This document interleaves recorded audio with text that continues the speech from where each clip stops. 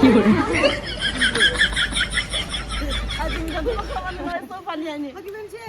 funny, very very funny.